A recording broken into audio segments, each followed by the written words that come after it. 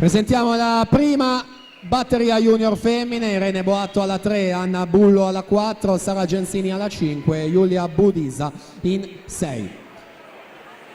Dunque in acqua la quinta e ultima dei 100 run ragazzi secondo e terzo anno, 31,56 Alessandro Giangreco, il passaggio ai 50, 1,577 il miglior tempo di Marco Turco Bovolenta nella batteria precedente. Siamo all'epilogo per l'atleta del Vissauro nuoto, 1,744 Giangreco che va in terza posizione, Pasquale 1,980 in quinta generale. Si prosegue quindi junior femmine, batteria 1 delle 5 previste.